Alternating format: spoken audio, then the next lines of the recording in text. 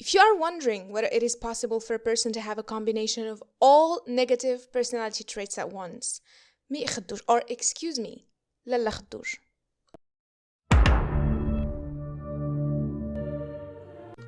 It's the payday of Zahra, the housekeeper at Khadoush's house. Her mom comes to fetch the money, and Zahra sees this as an opportunity to finally complain about the maltreatment she has to go through every day because of Khadoush and her paranoid thoughts.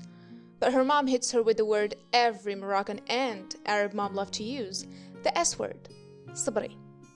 Khadoush then comes with the money, but will she give them away easily to the mom? Of course not. That would not be her. She counts them 1,000 times and finally gives them away as if she was given a part of herself.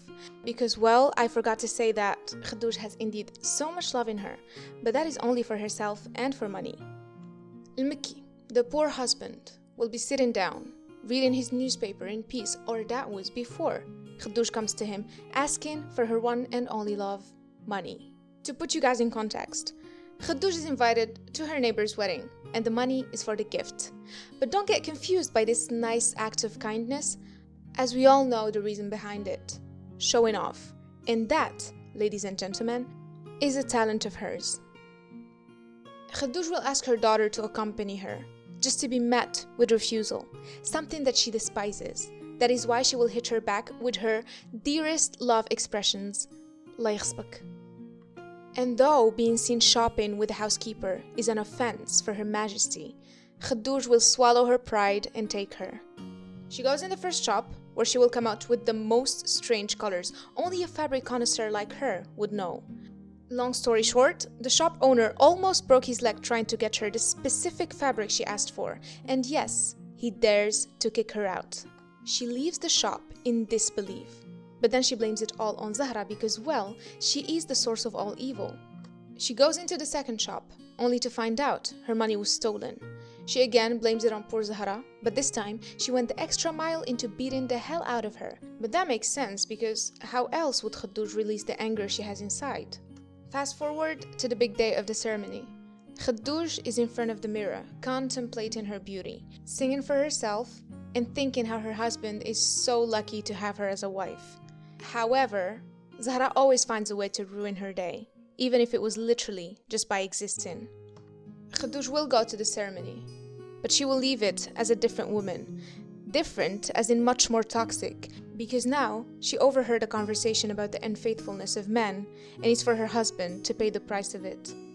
This will trigger a series of arguments and ups and downs in their relationship. But no worries, because Khadoush is a genius and has a solution for everything. And the solution this time is witchcraft. The fortune teller she will visit will definitely confirm that there is another woman in Mikki's life, as if Khadoush in all her glory and splendor was not enough to drive him out of his wits. She will also tell her to bring this holy water from a far, far away place and spill it in her house, effective for chasing out bad spirits. I just hope it won't chase out Khadoush herself. She of course will not go to this place, but who will she be sending? You guessed it, the peasant, I mean Zahra. She will indeed go because who is she to object? But she will also come back in a terrible state after she was followed by someone who harassed her and took her money forcefully. Saying this, Khadoush will be laughing because she thinks that Zahra is not pretty enough to be catcalled. Yes, a big WTF. But coming from someone like her, I can understand. In the peak of the movie, where the beast in Khadoush is taking over literally everybody, her sister will show up. But don't worry, because she too will have her fair share of Khadoush. Al-Batul will notice that something is not going on right with her sister. She will try to have a talk with her, but in vain. Khadoush listens to nobody apart from the neighbors and the fortune teller. Well, going back to Mikki, who will make the greatest mistake of his life. He will come home late. Khadoush once again will take it on Zahra, beating her up, calling her names no one has ever heard of. And sick of her, Zahra will finally think for once in her life and run away. And probably live happily ever after, because I'm sure living on the streets would be better than living with Khadoush. What happens to Khadoush after this, no one knows. Well, as we all know that, Moroccan movies love them a dash of mystery at the end. But one thing I'm sure of is that she will continue being the boss she is, and for everybody around her, Now you know what hell feels like before even dying.